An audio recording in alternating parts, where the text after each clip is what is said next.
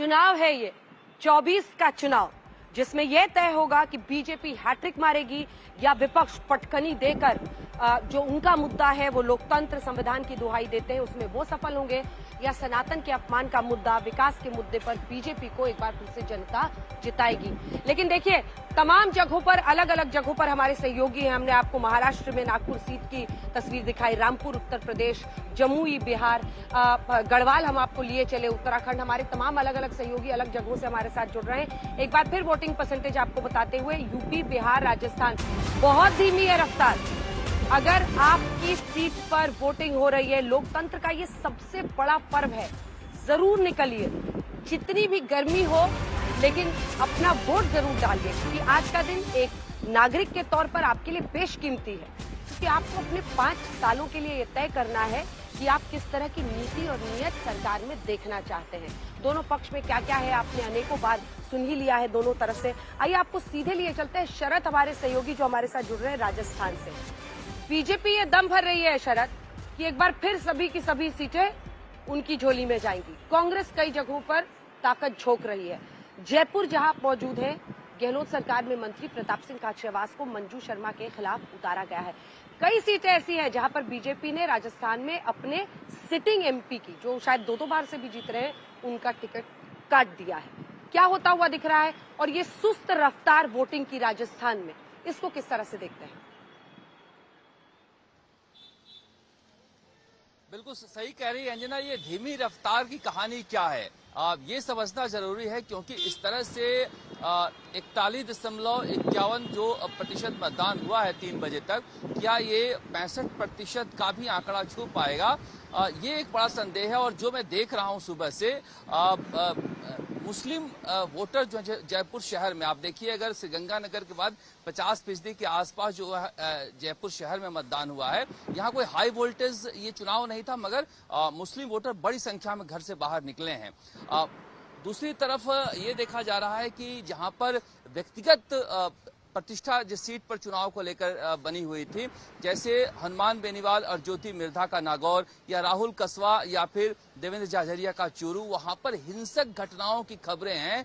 चूरू में तो लहूलुहान व्यक्तियों के तस्वीर आई है।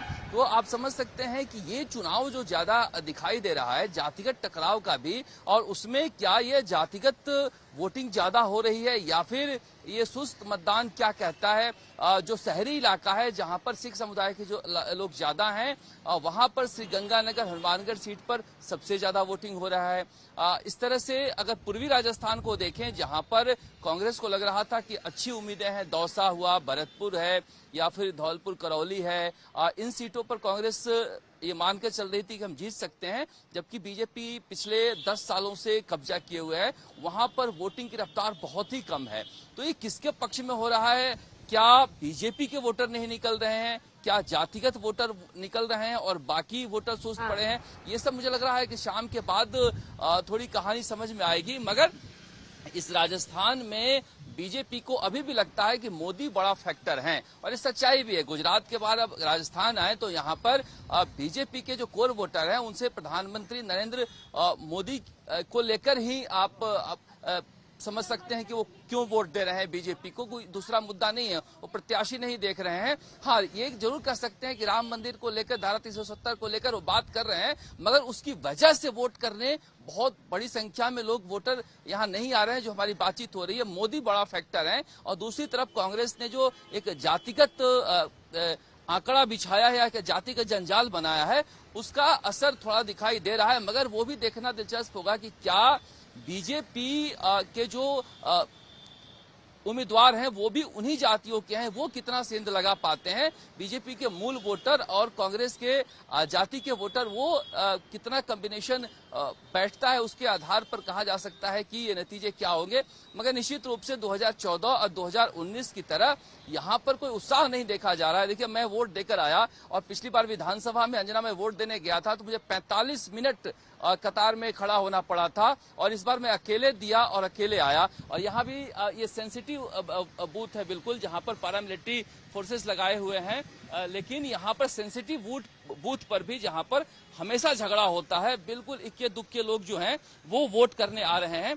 तो हालांकि लोग कह रहे हैं कि इतनी आज पहली बार ये भी कहा जा सकता है कि राजस्थान में सबसे गर्म दिन आज का रहा। पता नहीं प्रधानमंत्री नरेंद्र मोदी अपनी रैलियों में कह भी रहे थे कि गर्मी भीषण होगी, जाओगे कि नहीं जाओगे, वोट देने जरूर जाना।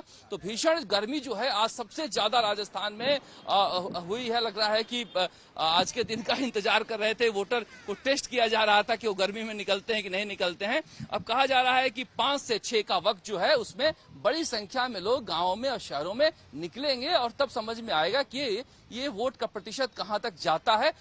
अगर 65% के नीचे रहता है तो फिर ये कहानी कुछ और भी हो सकती है और उस कहानी को समझने के लिए अलग अलग जगह से जो फीडबैक आएगा उसके बाद ही समझ पाएंगे।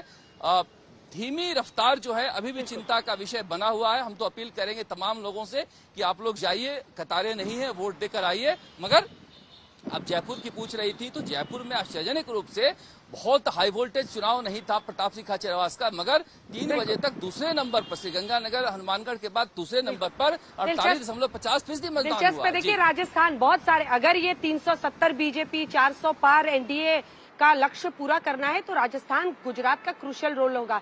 आप जबरदस्त गर्मी की वहां पर बात कर रहे हैं, लेकिन हम लोग गुजरात में मौजूद है, गांधीनगर में फोन बंद हो जा रहा है, लिखा आ रहा है टेम्परेचर टू हाई। तो गर्मी तो जबरदस्त है हर जगह, लेकिन वोटरों की उदासीनता भी अच्छी खबर नहीं है। अगर आपकी सीट पर वोटिंग हो रही है तो आप जरूर जाइए, लोकतंत्र में ये सबसे बड़ी भूमिका आपकी है, जिम्मेदारी है। इस बीच कूच बिहार चलते हैं। देखिए ऋतिक मंडल, इलेक्शन कमीशन वर्सेस टीएमसी, एक लड़ाई हमने देखी क्योंकि उनके अधिकारियों के खिलाफ जो कार्रवाई की उसको लेकर इलेक्शन कमीशन पर वो हमलावर रही प्रशासनिक अधिकारियों की। इलेक्शन कमीशन का कहना है कि ऐसा हमने गुजरात में भी किया है, महाराष्ट्र में भी किया है, बीजेपी रूल स्टेट्स में भी किया है।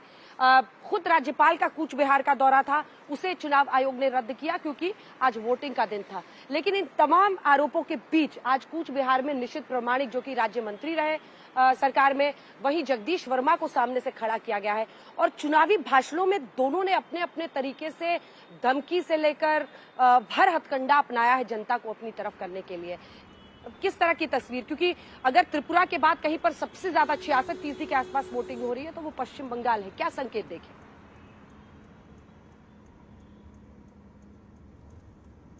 बिल्कुल, देखिए जहां तक कि पश्चिम बंगाल की बात है और कोच बिहार की अगर बात है, क्योंकि सबसे जो पैनी नजर आज जो वोटदान हो रहा है यहाँ पर बंगाल में, उनमें जो 3 लोकसभा सीटें यानी कोच बिहार, अलीपुरद्वार और जलपाईगुड़ी, उनमें से सबसे पैनी नजर इस कोच बिहार वाले सीट पे है। एक तो कारण है बीते वर्षों में, चाहे वो पंचायत चुनाव हो या फिर विधानसभा चुनाव या फिर लोकसभा चुनाव, 2019 के दौरान भी मेरा यहीं पे मौजूदगी था निशित प्रामाणिक के साथ। तब वो उम्मीदवारी कर रहे थे बीजेपी के टिकट पे और बाद में वो एमओएस बने। तो ये जो हिंसा है यानी वायलेंस, ये कोच बिहार के साथ बिल्कुल जुड़ा हुआ है। और लोकसभा चुनाव से पहले भी हमने देखा कि किस तरीके से निशित प्रामाणिक और यहाँ पर जो दबंगी नेता है, या खासकर ममता बनर्जी के जो कैबिनेट के जो मंत्री है उदयन गुह, खुलेआम वो अपने दोनों में जो है झड़प हुआ। लेकिन आज सुबह से मौजूदा हालात में आपको बताना चाहूंगा कि बंगाल के कोच बिहार, अलीपुरद्वार और जलपाईगुड़ी में छुटपुट कुछ घटना जो जरूर हुए हैं, लेकिन मोटे तौर पर जो चुनाव प्रक्रिया है शांतिपूर्ण तरीके से चल रही है। सबसे बड़ी अहम बात है गर्मी का जो तापमान है बंगाल में इस वक्त बहुत ज्यादा है, लेकिन बावजूद इसके भारी मात्रा में लोग अलीपुरद्वार, कोच बिहार और जलपाईगुड़ी में जो है घर से निकलकर वोट मतदान कर रहे हैं। यहाँ पर एक ट्रेंड रहता है अंजना, सुबह के वक्त ज्यादा मतदान होता है और वैसे ही मैंने देखा कि 5:30-6 बजे तक बहुत लोग पहुंच गए थे। और मैं आपको जरा दिखाना चाहूंगा, इस वक्त मेरी मौजूदगी कोच बिहार के कई सारे इलाकों में है। निशित प्रामाणिक जो है वो निकला हुआ है, क्योंकि देखिए जिन जिन इलाकों में वोटरों को प्रभावित करने का आरोप भारतीय जनता पार्टी ने उठाया है, जैसे उनमें से तूफानगंज है, कोच बिहार है, दीनहट्टा है, माथाबांगा जैसा इलाकों में कई सारे जगह हुए और सुबह के वक्त जो है वहां पर पथराव भी हुआ था। इसके कारण जो जैसे आपने बताया कि एमओएस होम जो रहे निशित प्रामाणिक, जिसके कारण ये सीट बहुत खास बन जाती है। फिलहाल कोच बिहार के सड़कों पर नॉर्थ बंगाल की इस रास्ते से अपनी जो कॉन्वॉय है, कारकेड है, उसको रफ्तार के साथ दोहरा रहे हैं। तमाम उन जगह को पहुंचने की कोशिश कर रही है क्योंकि कुछ ही घंटे बाकी रह गए। देखिए कोच बिहार में एक जो ट्रेंड हम देखते हैं कि शाम के वक्त जैसे ही तापमान धीरे धीरे कम होता है, 4-4:30 बजे के बाद बहुत लोग जो है बाहर आ जाते हैं। तो आप सभी का बहुत धन्यवाद। देखिए वक्त की कमी है, लेकिन नजर बनाए रखिए क्योंकि अभी तो 5 से 6 बजे के बीच में माना जा रहा है सबसे ज्यादा वोटिंग होगी, क्योंकि थोड़ा तापमान गिरेगा और यूपी, बिहार, राजस्थान में जो बहुत कम वोटिंग प्रतिशत है वो शायद बढ़े। पश्चिम बंगाल में 66 है, 68% से ऊपर त्रिपुरा में है, लेकिन यूपी, बिहार, महाराष्ट्र, राजस्थान जहां पर कम है, अगर आपकी सीट में वोटिंग है जरूर निकलिए। हालांकि ये 3 तस्वीरें अब आपको दिखाते हैं, क्योंकि चाहे कूच बिहार हो, चुरू हो, छिंदवाड़ा हो, इन तमाम जगहों पर जो खबरें आ रही हैं उसमें मारपीट, घमासान की तस्वीरें हैं। पहले दौर का मतदान है और मारपीट की खबरें यहां पर हैं, जिससे ये तस्वीर अच्छी नहीं बनती है। क्योंकि देखिए अभी तो 102 सीटों पर पहले दौर का ही मतदान, अभी 6 दौर पर है और ये आशंका लगातार बनी हुई थी कि क्या हम ऐसा मतलब हिंसक झड़पें हम देखेंगे, खासतौर पर पश्चिम बंगाल में, क्योंकि वहां पर जो जिसको आप कह सकते हैं सियासी तासीर वो बहुत ज्यादा गर्म हो चुकी है टीएमसी और पश्चिम बंगाल के बीच में। बीजेपी चाहती है कि इस बार 18 से हम अपना काउंट किसी तरह से 25 तक बढ़ाएं। ममता बनर्जी चाह रही हैं कि जो पहले भी बीजेपी की आई थी उन सीटों पर भी वो वापस कब्जा लें। तो कुल मिलाकर एक बड़ी जंग पश्चिम बंगाल की है, जिसमें अलग अलग रूप दिख रहा है। लगातार कवरेज 102 सीटों पर पहले दौर का मतदान। अगर आज है जंग की शुरुआत 24 के चुनाव की, तो पहले दौर की 102 सीटों पर हो रही है वोटिंग। आपकी सीट में अगर वोटिंग का दिन है तो जरूर जाइए। लोकतंत्र में ये आपके लिए सबसे बड़ा पर्व, सबसे बड़ी जिम्मेदारी और भूमिका निभाने का दिन है।